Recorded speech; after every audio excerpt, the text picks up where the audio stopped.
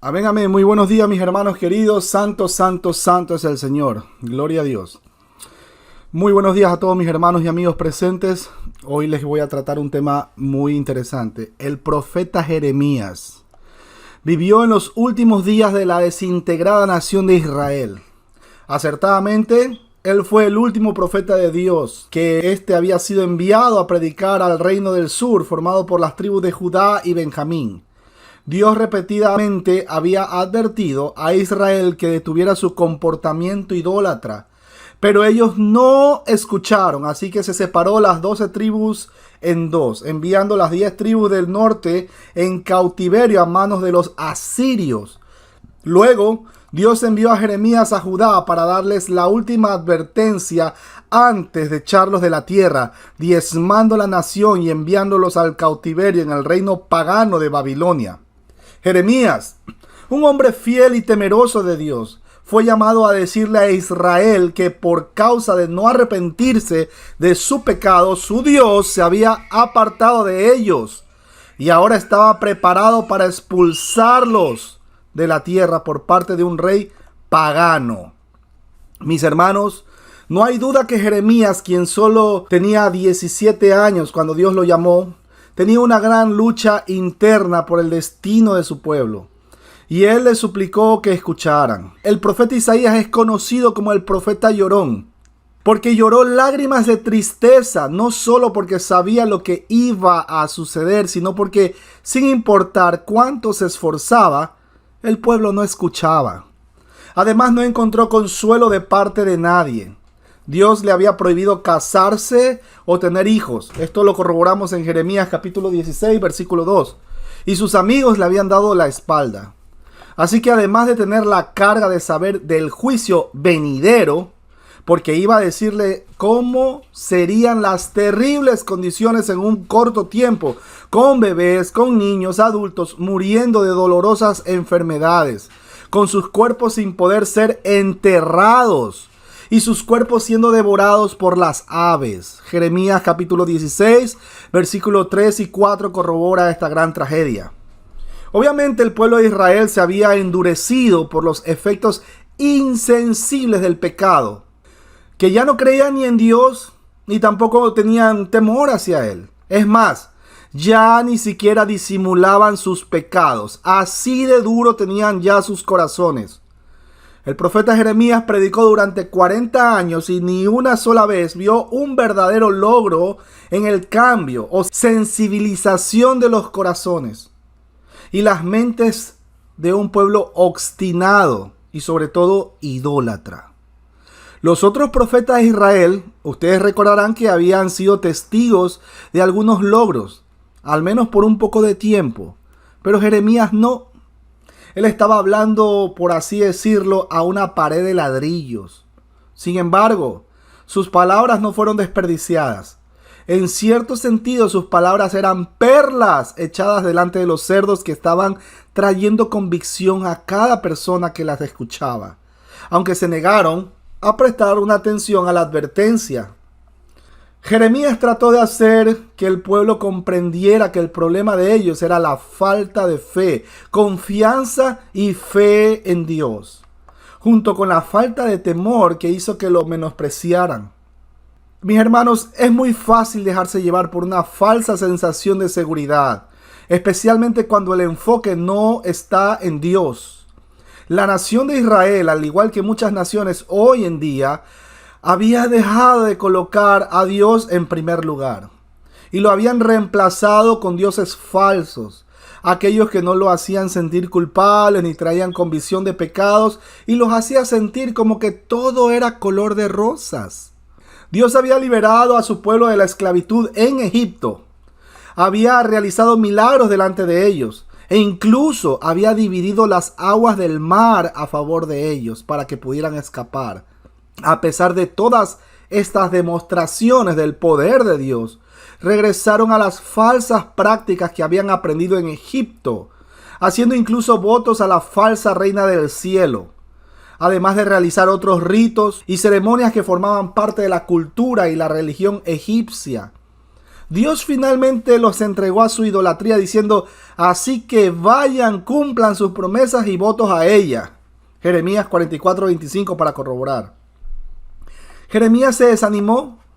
Él se hundió en un lodazal de tristeza donde muchos creyentes parecen atascarse o estancarse cuando piensan que sus esfuerzos no están haciendo una diferencia y se está acabando el tiempo. Jeremías se desgastó emocionalmente, incluso hasta el punto de dudar de Dios. Jeremías capítulo 15, versículo 18 lo corrobora, aunque Dios no había terminado con él.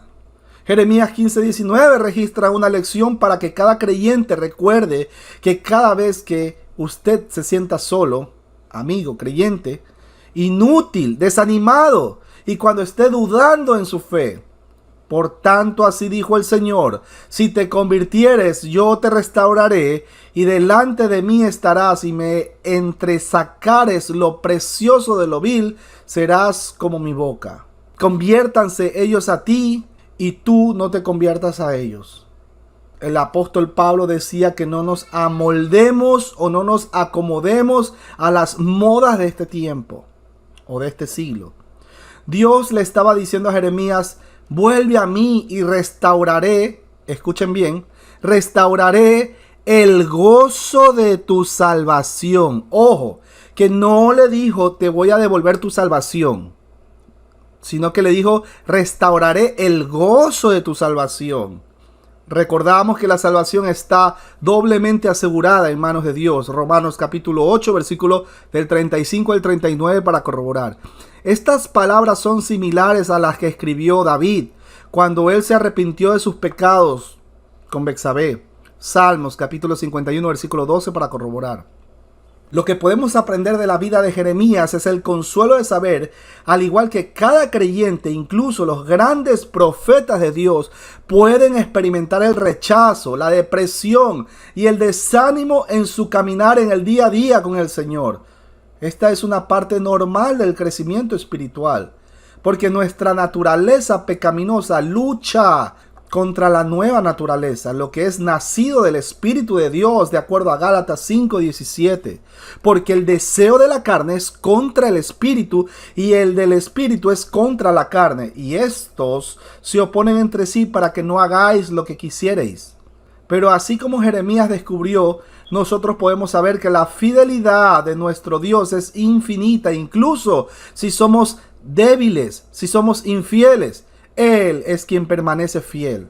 Según de Timoteo capítulo 2, versículo 13 para corroborar. A Jeremías se le dio la tarea de entregar un mensaje impopular y de condena para Israel. Un mensaje que le causó gran angustia mental y que también hizo que fuera despreciado a los ojos de su pueblo. Dios dice que su verdad suena como locura para los que se pierden, pero para los creyentes esto es palabra de vida. Primera de Corintios 1:18 para corroborar. Dios también dice que vendrá el tiempo cuando la gente no va a tolerar la verdad. Segunda de Timoteo capítulo 4, versículos 3 y 4 para corroborar. Los que estaban en Israel en los días de Jeremías no querían escuchar lo que tenía que decir. Y su constante advertencia sobre el juicio les molestaba, les incomodaba. Nada distinto a la reacción a la gente en este tiempo cuando les predicamos la verdad del Evangelio. Así ocurre en el mundo de hoy. Cuando los creyentes que están siguiendo las instrucciones de Dios están advirtiendo al mundo perdido y moribundo sobre el inminente juicio venidero. Apocalipsis capítulo 3, versículo 10 para corroborar. Aunque la mayoría no están escuchando, debemos perseverar en proclamar la verdad con el fin de cumplir con los que nos toca hacer. Mis hermanos, nosotros no somos el Espíritu Santo. Nosotros no convencemos de pecado a nadie. Debemos predicar la palabra de Dios, la sana doctrina. Del resto se encarga Dios. Nosotros solo somos sembradores de la semilla. Es Dios quien va a rescatar a sus escogidos de la terrible sentencia que inevitablemente vendrá. Es Dios quien les va a dar vida tarde o temprano a esos cadáveres espirituales para que proclamen su palabra y confiesen que Cristo es el Señor. El mundo se puede caer a pedazos, pero nosotros debemos fielmente seguir pregonando el evangelio a todos los rincones de este planeta. Esa es la gran comisión dada en Mateo capítulo 28, versículos 19 y 20. Si la gente lo ignora o se burla de usted, ¿debería usted sentirse mal? ¿Debería importarle? ¿Es tan egocéntrico usted que ese rechazo lo va a llevar a llorar amargamente? ¿Dónde está nuestra mirada? ¿En nuestro ego o en la cruz de Cristo? Usted solo predique, del resto se encarga Dios. Salta ahora una pregunta al aire, la cual es muy importante. Mi hermano David, ¿y entonces cuáles son las consecuencias cuando las naciones se alejan de Dios? El Salmo 33:12 dice: bienaventurada la nación cuyo Dios es el Señor, el pueblo que Él escogió como heredad para sí. El salmista está hablando de la nación de Israel en el Antiguo Testamento, un tipo y sombra de todos los cristianos de todos los tiempos. Dios eligió a Israel como la nación a través de la cual traería a su Mesías prometido. Deuteronomio capítulo 18, versículo 15 para corroborar, Malaquías 4, versículos 5 y 6, Isaías capítulo 7, versículo del 14 al 16. Dios prometió proveer, bendecir y proteger a los israelitas si le seguían. Sin embargo, el Antiguo Testamento nos ofrece detalles desgarradores de lo que ocurrió cuando se apartaron de Él. Solo basta mirar Ezequiel capítulo 5, Ezequiel 28, Isaías 1. La historia de Israel nos muestra algunas de las consecuencias que puede sufrir una nación cuando su pueblo se aleja de Dios. Ninguna otra nación en la tierra jamás tendrá la posición que tiene Israel en el gran plan de Dios. Sería un gran error reclamar muchas de las promesas específicas que Dios hizo a Israel, porque fueron para un tiempo y un propósito específico.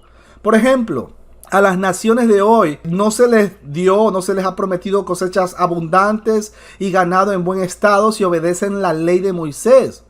Veamos Deuteronomio capítulo 28, versículo 4.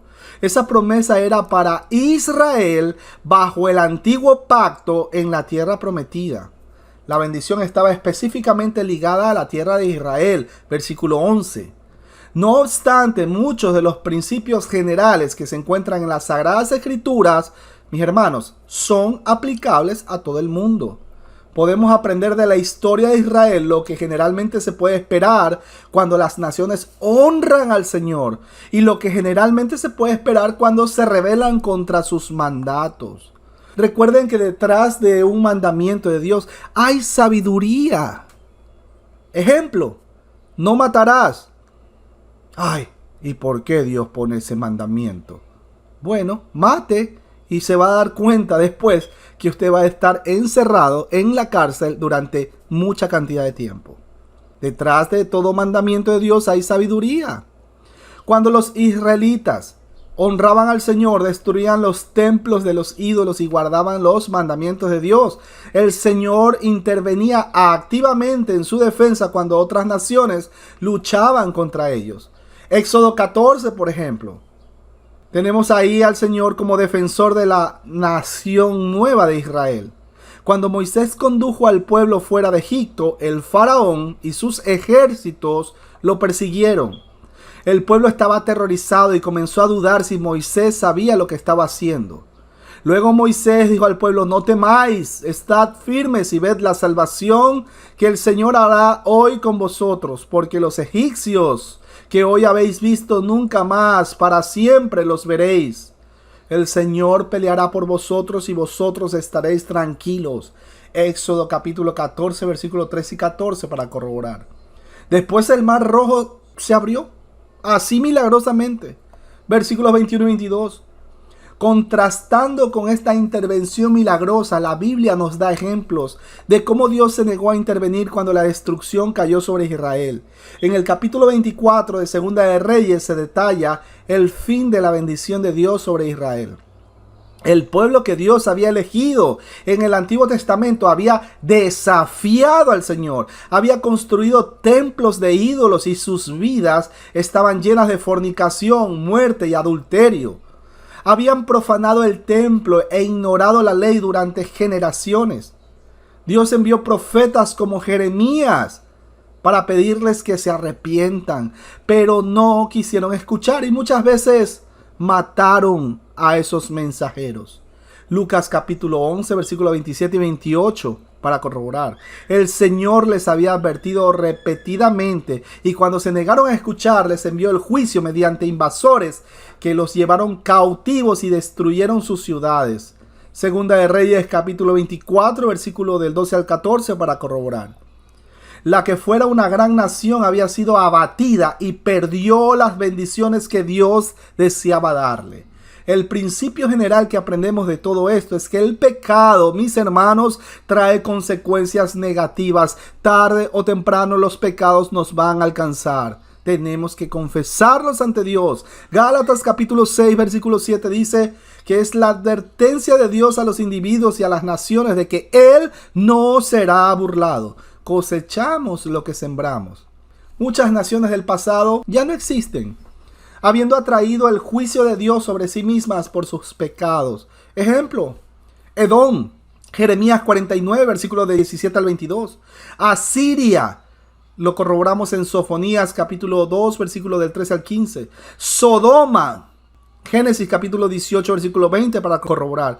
Y también Babilonia, Jeremías capítulo 51. Todas estas fueron exterminadas de acuerdo con los profetas bíblicos por su maldad ante el Señor. No quedan representantes de los hititas, por ejemplo, Éxodo capítulo 23, versículo 23. De los moabitas, Sofonías capítulo 2, versículo del 8 al 10.